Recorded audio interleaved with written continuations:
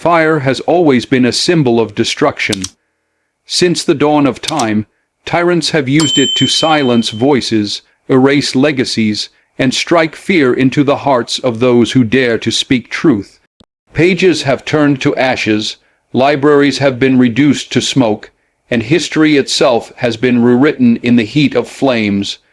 But what tyrants often forget is this: you can burn paper, you can erase ink, but you cannot extinguish truth.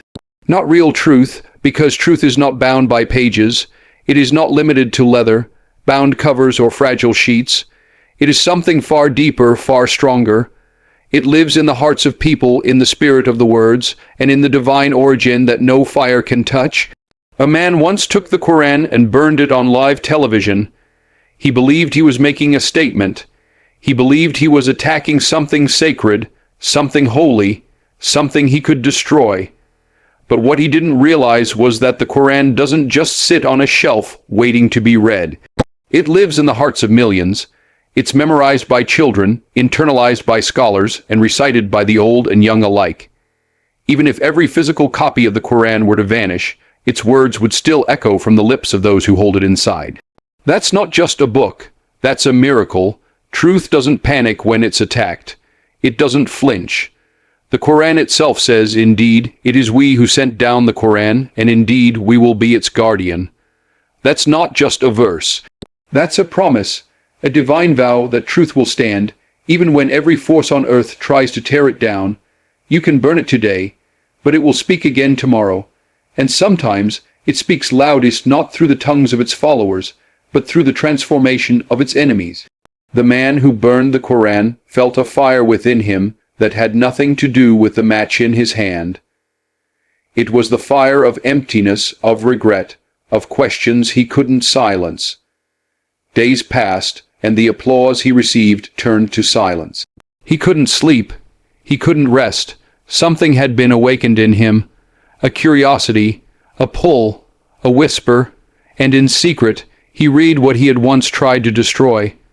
And what he found wasn't what he expected. He didn't find hatred. He didn't find calls to violence. He found verses that spoke of mercy, justice, patience, and repentance. He found a book that didn't curse him, it called him. It didn't damn him, it invited him. Slowly, the very book he burned began to heal the cracks in his heart. And one day, he stood before the world and said, I tried to destroy it, but it saved me. That's the power of truth. You can fight it. You can mock it. You can even burn it. But it rises from the ashes, stronger, brighter, and more undeniable than ever before. Because the truth doesn't need protection. It is its own defense. It doesn't crumble under pressure. It thrives in it. You can burn a book, but not the truth it carries. And the fire you set may just light your own way back to it. There's a strength that doesn't come from the sword. It doesn't rise from anger, and it doesn't shout to be heard. It stands quietly, firmly, and patiently. That is the strength of the Qur'an.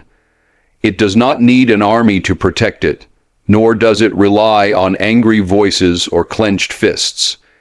It has never depended on human rage for its survival. Instead, it moves through hearts, through conviction, through peace, through truth. When people attack the Qur'an, they assume they're attacking something fragile, something defenseless. They believe that by mocking it, tearing it, or burning it, they're somehow dismantling its power. But what they don't understand is that the Qur'an was never meant to be limited to paper and ink. Its real home is not on a bookshelf, it's in the hearts of those who love it, those who live by it, and those who carry it with them everywhere they go, not in their hands, but in their souls. Across the world, children as young as 5 begin to memorize its verses. Not a few lines, the entire book, word for word, letter for letter, and they do it not because they are forced to, but because their hearts are open to it. They feel it, they live it, and even if every printed Qur'an disappeared from the face of the earth, the message would remain intact because millions hold it within them. No other book in human history has been preserved in such a way. That's not by accident, that's divine. When the Qur'an is insulted or disrespected, it doesn't respond with hate. It responds with transformation. It works in silence. The same person who once mocked it might find himself reading a verse one day and weeping, because the Qur'an doesn't fight back like humans do. It doesn't retaliate in rage. Instead, it opens a door. It gives people space to think, to reflect, to search. And it's in that searching where the miracles begin. There have been countless stories, real stories of men and women who set out to disprove the Qur'an, to challenge it, to undermine it. But along the way, they found something unexpected. They found clarity. They found meaning. They found answers to questions they didn't even know they had. And by the end of their journey, they weren't standing against the Qur'an. They were standing with it, because when something is true, it doesn't need to be loud. When something is timeless, it doesn't need constant defense. It speaks for itself, not always in the language of the tongue, but in the language of the heart. It's a book that speaks to every human being, regardless of their past, their background, their pain. And when it enters the heart, it doesn't leave it the same. It softens it, strengthens it, cleanses it. That's how it defends itself, not with walls, but with wisdom. We live in a time where emotions run high and patience runs low. People are quick to fight, quick to shout, quick to react. But the Qur'an teaches a different way, a higher path, one of reflection, reason, and quiet strength. A path that says, repel evil with what is better. A path that doesn't match darkness with more darkness, but with light. So the next time someone raises their hand against the Qur'an, remember this: it doesn't need our fists. It only needs our faith. Because the Qur'an defends itself not through human anger, but through divine truth that reaches the heart, and once it does, it never lets go. And in the end, it's not the enemies who change the Qur'an. It's the Qur'an that changes its enemies. Tyranny is loud. It marches with drums. It shouts through megaphones. It roars from podiums and drowns out reason with raw force. It forces obedience, demands silence, and punishes dissent. Its language is fear. Its power is noise. And yet, despite all that volume, all that chaos, all that brute strength, it always trembles in the face of one thing: the quiet, steady voice of truth. Truth doesn't need to raise its voice to be heard. It doesn't bully its way into the spotlight. It doesn't need violence, spectacle, or manipulation to prove its worth. It simply is, constant, unchanging. It exists like a stone in the river. Water rushes and crashes around it, but it stands firm, unmoved. Tyranny fears this, because deep down, every tyrant knows their power is built on lies, and lies are fragile. They crack under the weight of truth, even when that truth is whispered. History is full of tyrants, men and regimes who tried to silence truth with swords and fire. They imprisoned scholars, burned books, outlawed speech. They ruled by fear and erased anything that challenged their control. But truth doesn't die when it's buried. It grows, underground, in hearts, in hushed conversations, in prayers spoken in the night. It waits, and then, when the time is right, it rises, more powerful than ever before. The Qur'an has faced centuries of attacks, bans, desecrations, misrepresentations, but still it stands, not because it screamed back, but because it remained patiently what it always was: a message of truth. A book that speaks in a tone the heart understands. Its words don't shout. They whisper guidance, mercy, justice, and wisdom. And yet those whispers have reached across continents, crossed generations, and melted even the coldest of hearts. That's why tyrants fear it, because while they control the noise, they cannot control the soul.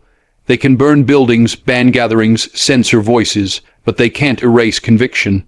They can't erase what lives inside a believer.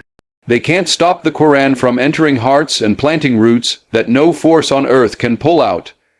You see, when someone embraces the truth, they don't just change what they think. They change who they are.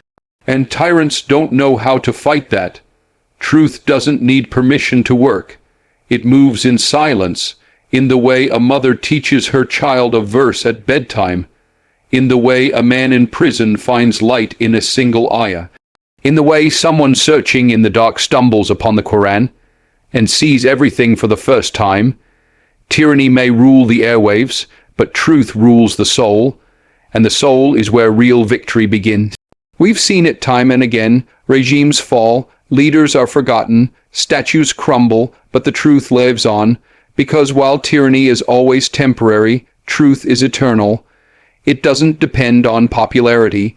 It doesn't fade with time, and it doesn't bend to power. It survives not because it's loud, but because it's real, because people feel it, live it, die for it. And when the world is tired of shouting, it listens. So let the tyrants scream, let them fill the air with noise. Let them think they've silenced the truth, but know this: truth doesn't shout, it doesn't panic. It waits, it whispers, and in the end, it wins, because when all the noise fades, only one voice remains, the voice of truth. Arrogance is a wall, a thick, stubborn barrier built brick by brick out of pride, ego, and the refusal to listen. It blocks out wisdom, drowns out truth, and shuts the door to change. The arrogant don't just think they're right. They believe they can't be wrong, and that's the tragedy. Because no matter how bright the light is, if you close your eyes, you'll never see it. Arrogance closes the eyes of the heart, and without that vision, a person can live their entire life surrounded by truth and never recognize it. But something happens when that wall begins to crack. Maybe it's a loss. Maybe it's failure. Maybe it's a single question that sneaks in during a quiet moment. Whatever it is, it breaks the illusion of control. It reminds a person that they are not invincible, that there's more to this life than what they've built with their own two hands. And that's where transformation starts, not in pride, but in surrender. Throughout history, we've seen people who fought against the truth with everything they had. They mocked it. They insulted it. Some even burned the Qur'an, thinking that would erase its influence. But truth doesn't vanish in flames. It remains patient and unwavering, and many of those same people who once stood as enemies eventually fell to their knees, not in defeat, but in realization. Realization that what they fought was never their enemy. It was their path to peace. It was the answer they were too proud to hear. The Qur'an doesn't force its way into a person's life. It doesn't demand to be accepted. It waits, it speaks, gently, powerfully. It reaches out in a way that doesn't attack the mind, but awakens the heart. And when arrogance fades, even just for a moment, the heart becomes exposed to that light. That's when the transformation begins. There was a man who once stood in front of the world with fire in his hands and hate in his voice. He burned the Qur'an thinking he had made a point, but he didn't realize that in trying to destroy it, he had actually invited it into his life. Because the Qur'an doesn't respond with revenge, it responds with truth, and truth has a way of return. In quietly, consistently, persistently, that same man, days later, began to hear verses that echoed in his heart. Not because someone shouted them at him, but because he was finally still enough to hear. He read, he wept, he broke, and in that breaking, something new began to build. A heart that was once a fortress of pride became a garden of humility. He didn't just change his opinion, he changed his life, because transformation is never surface level. It starts deep within when a person finally admits, I don't know everything, maybe, just maybe I've been wrong. That's the beauty of truth. It doesn't need to win an argument. It doesn't seek to humiliate. It simply offers. And when a person lays down their pride, they pick up understanding. They pick up clarity. They pick up peace. No one is too far gone. No one is beyond change. But the first step to that change is letting go of the ego. Because only when the heart bows can it rise. And the moment arrogance falls, the soul finally stands. In a world full of noise, chaos, and endless distraction, we often forget the power of a single moment. A single decision, a single human being who chooses to change, not just for themselves, but in a way that sends ripples far beyond what they could ever imagine. That's what repentance does. It doesn't just heal a soul, it inspires others to look within. Because when someone truly turns back to the truth, it's like watching light burst through the cracks of darkness. And when others see that light, they begin to wonder if it could reach them too. People don't always change because they're convinced by arguments or lectures. They change when they see something real, something raw, something honest. A person who once lived in defiance, but now stands in humility. Someone who went down the wrong path, but turned around. No excuses, no pride, just sincerity. That's powerful, that's not weakness, that's strength. Because admitting you were wrong in front of the world takes courage most people never find. And that courage becomes a beacon for others who are lost, unsure, or afraid to make that same choice. There was a man, once proud and hostile, who burned the Qur'an on live television. It wasn't a slip-up. It wasn't a mistake. It was intentional, cold, calculated. He thought he was sending a message. But what he didn't know was that the message would come right back to him. In the days that followed, something began to stir in his soul, not guilt from outside pressure, but an uneasiness from within. That kind of restlessness only comes when your soul knows you've crossed a line, and instead of ignoring it, he leaned into it. He searched, he listened, and in the very words he once tried to destroy, he found answers. He found verses that didn't speak of revenge, but of mercy. He found a message that didn't push him away, but welcomed him in, and that realization brought him to tears. Not because someone forced him to feel sorry, but because truth had quietly entered his heart. And he couldn't run from it anymore, so he stood up, not in defiance this time, but in remorse, and he shared his story, his shame, his transformation. He didn't hide from it. He let the world see the worst of him, and then the best of him. And people watched, people listened, not just Muslims, but seekers, skeptics, and even those who once cheered him on. They saw something they couldn't explain. A man who had every reason to stay proud, but chose to bow. And that act, his repentance, awakened something in others. It showed them that it's never too late, that no sin is too heavy, that no past is too dark. And in his return to truth, 1,000 hearts began to soften. 1,000 minds began to wonder. 1,000 journeys toward God quietly began. That's how real change spreads. Not through force, but through testimony. Not through perfection, but through redemption.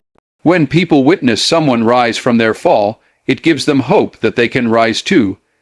It reminds them that transformation isn't only possible, it's beautiful. So don't ever think your repentance is small. Don't ever think your return is only about you. Because when one soul turns back to the light, the path becomes clearer for everyone watching, and sometimes the world doesn't need a hero. It just needs to see someone come home. There is something undeniable about light. No matter how small, no matter how faint, when it enters a dark room it changes everything. It doesn't need to announce itself. It doesn't need permission. It just shines. And in that moment darkness doesn't fight. It disappears. That's the nature of truth. That's the nature of the Qur'an. Its light is not dependent on who accepts it or who rejects it. It simply shines. And whether a person approaches it with love, hatred, curiosity, or defiance, its light still reaches them. Some people try to put out that light. They burn the book. They mock its message. They slander its followers. They believe that by doing so, they are fighting something external. But what they don't realize is that the light they're trying to extinguish is not just on paper. It's a light carried in the hearts of millions. A light that speaks to the soul, a light that lives in the quiet moments of reflection, in the calm after the storm, in the questions no one else can answer. There was a man, angry, proud, defiant, who burned the Qur'an before the cameras. It wasn't a private act. It was public, loud, meant to insult, to offend, to send a message. And while the world reacted in outrage or disbelief, something deeper was happening beneath the surface. Because truth doesn't always respond with thunder. Sometimes it responds with silence. Sometimes it lets the fire burn, just so the one holding the match can finally see the smoke in his own soul. Days after his act, something changed. The noise faded, but the restlessness grew. What he expected to feel, victory, power, satisfaction, never came. Instead, he felt empty. Questions began to rise. A strange pull began to tug at his heart. And in secret, away from the world's eyes, he read the very words he tried to erase. Not with love, not with respect, just with curiosity, and still, the light reached him. Verse after verse, he found what he wasn't expecting. Mercy where he expected hate. Peace where he expected war. A message that didn't respond with vengeance, but with guidance. He didn't find a book that cursed him. He found a book that invited him, and slowly, the walls he built around his heart began to fall. Not because someone forced them down, but because truth had quietly walked in. He wept, not because someone shamed him, but because the light he tried to destroy had saved him. This isn't just one story. It's happened again and again. Scholars who studied the Qur'an to disprove it, only to embrace it. Enemies who sought to destroy Islam, only to fall in love with its message. The Qur'an is not fragile. It doesn't need to be hidden or protected from criticism, because when truth is tested, it doesn't break, it shines brighter. That's the miracle, that's the power. The light of the Qur'an does not discriminate. It doesn't only shine on those who already believe. It reaches the hardened, the lost, the hostile. And in that light, even the most unlikely hearts begin to soften. Even the hands that once struck at it begin to tremble. And the mouths that cursed it begin to recite it, because the Qur'an is not just a book, it's a light, and light doesn't ask who you are before it reaches you. Even those who try to extinguish it often end up being guided by it.